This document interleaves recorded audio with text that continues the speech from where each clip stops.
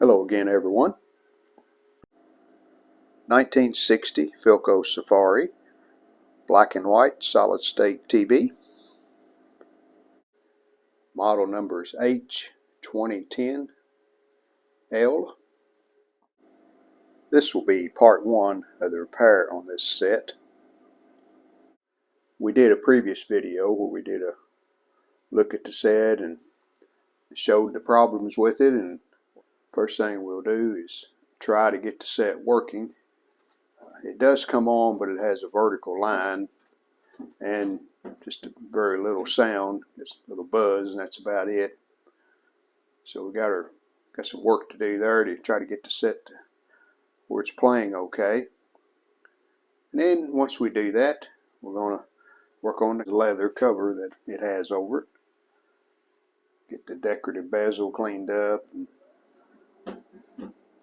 and possibly make a hood to go on the top of this. These did have a little fold down hood that went right here, covered this up when you weren't using it. Then when you opened it, you could see the picture. And it was also kind of like a sun shield too, I'm thinking. That way your picture was always in the shadows there and you could see it a little better. So let's get started. First thing we have to do is remove the leather cover, the knobs and the metal base, and then the hood, so we can get into the chassis and get ready to troubleshoot it. First we'll remove the knobs.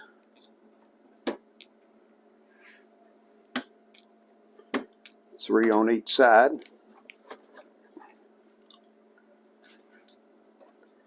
And the channel selector and the fine tuning knob.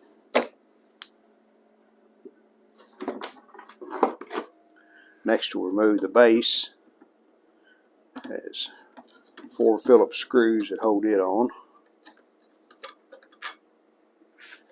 A little hard to get to with the side in the way, but we got them out. And we'll just leave the screws in the base so we won't lose them. So we'll set this aside. I don't really see anything else holding it.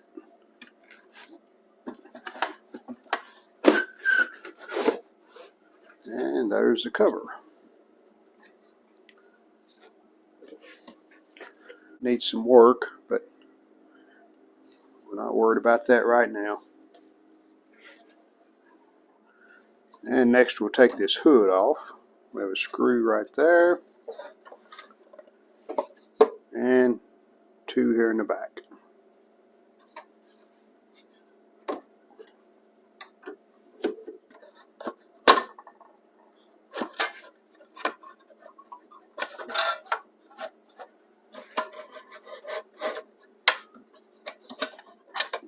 This trim piece kind of popped loose whenever I raised up, so I'm just going to take it off.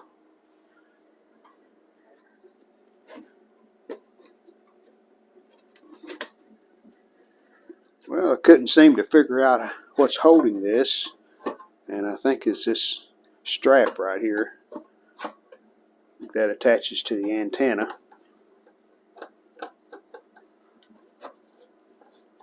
I think. And it did. Also had to unplug the connector going to the tuner. And here's the optical system. And we're going to go ahead and take it off because we don't need it to work on it. Has 1 Phillips screw in the front. And 2 1/4-inch head screws here in the back.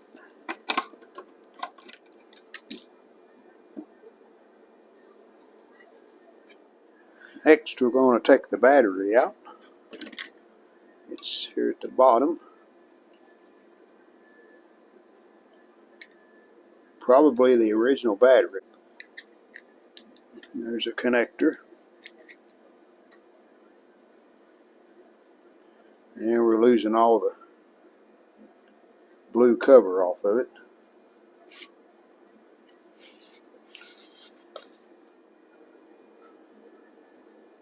It's looking pretty rough. Starting to bubble up.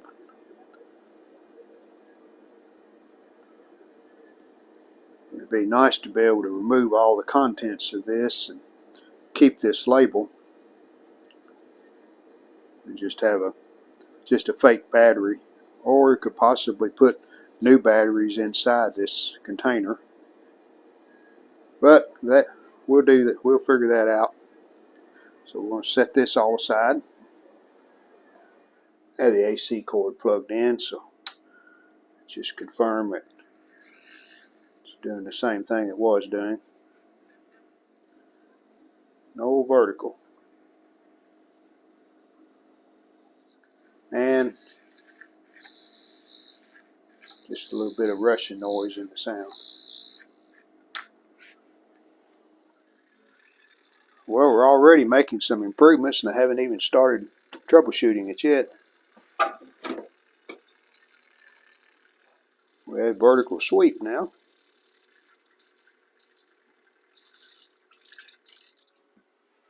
Here's what was wrong with that. See that cap right there? It was bent over. Well, I think I found the reason that cap was bent over.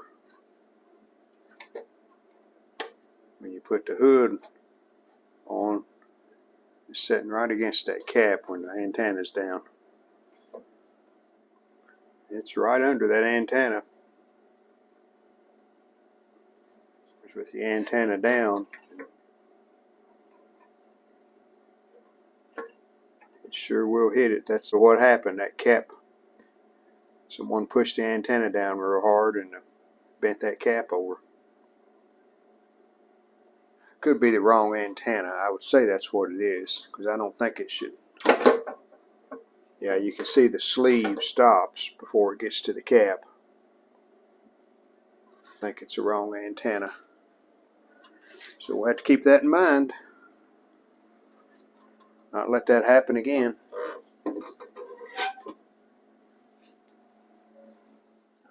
This bracket here, I removed it. And that allowed me to get into the circuit board to solder that cap. And there's another one right here.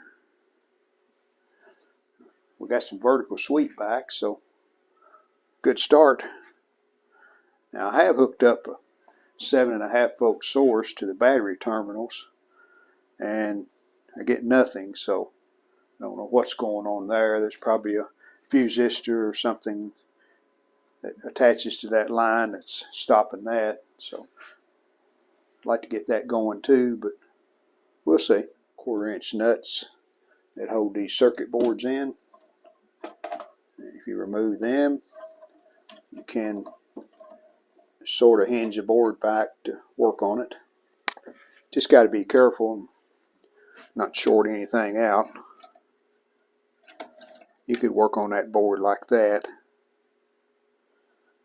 And this one's the same way. I have it screws out of it, so you can pivot it around and get to it. When I did the video just doing a look at the set, I mentioned that this tuner shaft was loose, and it definitely is. And here's why. This retainer goes over the shaft and hooks in behind that tab right there. Now why it's out, I don't know, but I'm going to put that back and we'll see if that acts any better. Okay, we got it put back. See, it's back behind that tab right there, and the tuner's tight now. Well, I pulled the tuner out because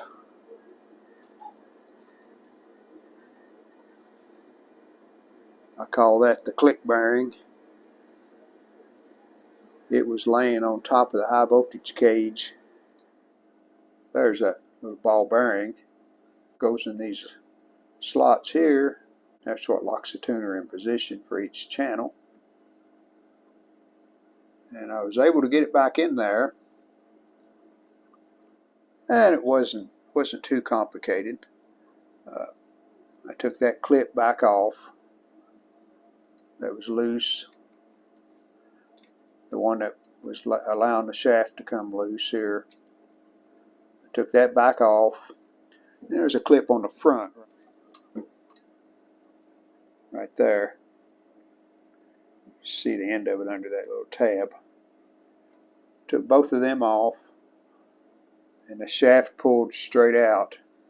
I only moved it out enough to put that ball bearing in there, and then pushed it back to where the bearing was in one of these slots. So now we're clicking good. Okay, tuner's back in.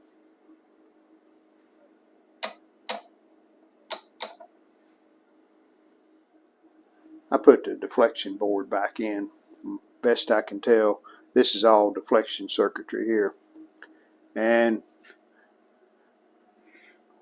we've got some troubles on this other board, which is the IF and video, I'm assuming. I haven't looked real close to see, but the IF cable from a tuner goes straight to this board, so we'll have to work on it because our tuner's doing nothing, and I even injected some signal with the Shango analyzer into the IF cable.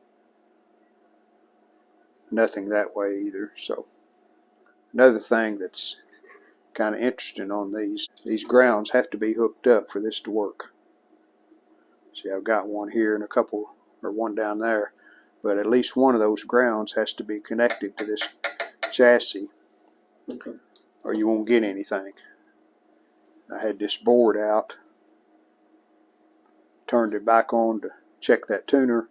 I could get no high voltage at all, and I just put a ground lead on one of these over to the metal chassis, and we had it back. So gotta have the grounds on for this to work, and I have a ground on this board, you can see with that test lead there.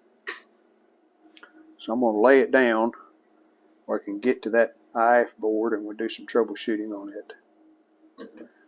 Here's the IF cable coming from the tuner, goes in right here. So we're going to start in this circuit and see if we can find anything obvious that's wrong. In order to get into the circuit board to find the parts that I want to trace down and do troubleshooting, this shield, or this bracket right here, it's in the way. So I have all the screws out of it, but it has these bend over ground connections like the predictor. So I need to heat those up, straighten them up, and that bracket should come off.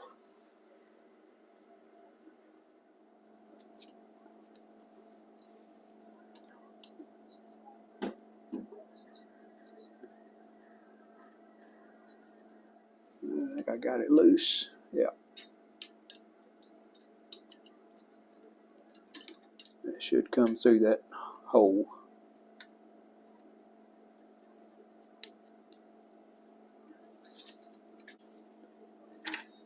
Okay.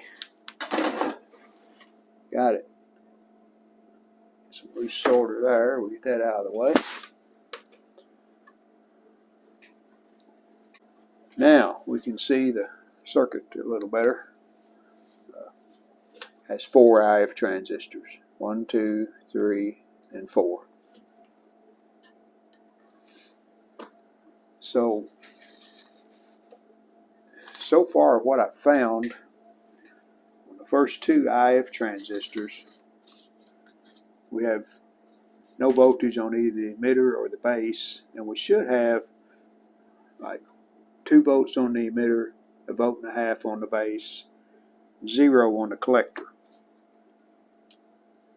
Could be the transistors are bad. I hope not. But let's get into this and see what we can find out. Normally Sam's has a resistance chart, but on this one they did not put one in it. So here's what I'm using to help me find, like if I'm looking for X1, that first video IF transistor, you can see circuit trace on the base is number 13. And if we look at this circuit trace diagram, we're looking for number 13, and there it is. And that tells you that that connection right there is the base. So this will be helpful in doing resistance readings even without the resistance chart, and voltage readings too. Alright, we're making some progress. Camera's not showing the full picture, but we do have a window circle there coming out of the analyzer. I'm injecting signal right over here, the third IF transistor on the base. Apparently something in this circuit is pulling down this voltage here and not allowing this circuit to work at all. Could be the transistor. We'll do some more checking on it, but we're making some progress. We've got a good test pattern there going into the third IF. So I'm going to back up into IF number 2, and let's see if we can get anything right here. And the way I'll find this test point is look at circuit trace number 20.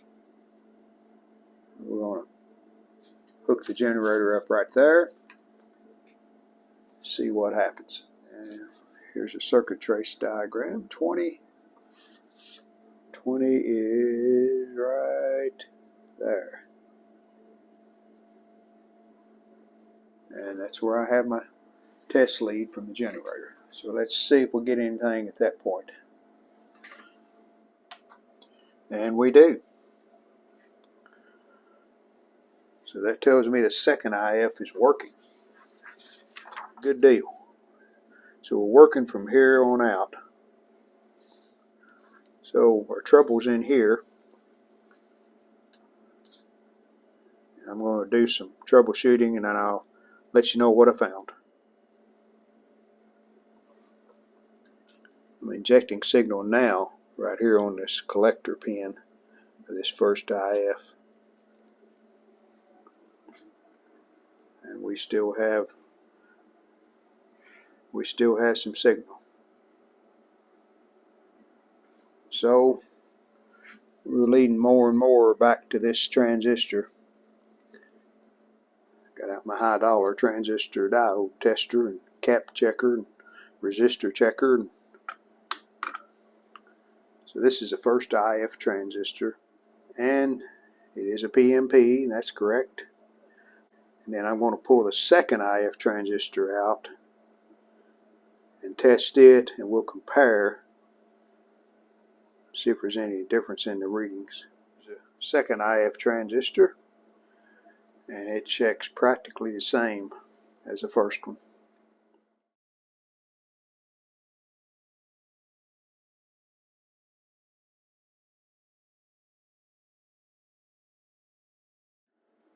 Well, I think we have some good news. When I put this second IF transistor back in, I used the one out of the first IF stage, the first one I took out, and it's still working with it.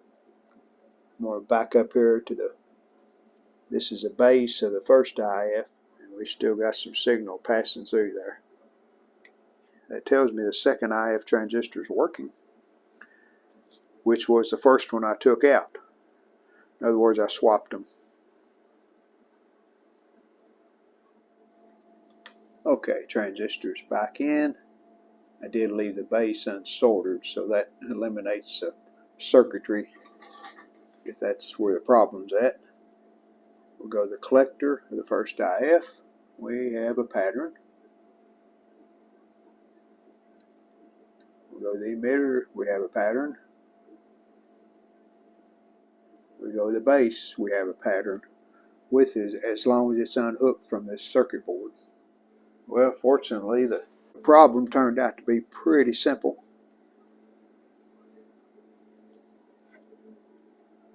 This resistor right here, 3300, it was checking to 12,000. It was off just enough that this voltage source was not making this circuit work. So we changed that resistor, R12. That's the SAM schematic. It's labeled differently on the board, but anyway, R12 on the SAMs. And we do have video going through now, and I'm even hooked up to the tuner. So let's turn it on and I'll show you what we have.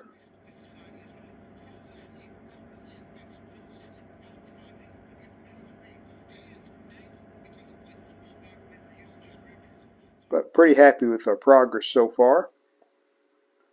And that'll do it for part 1. See you in part 2. Thanks for watching. Well, we hope you enjoyed the video. And if you did, how about giving us a like and subscribing to our channel? Thanks.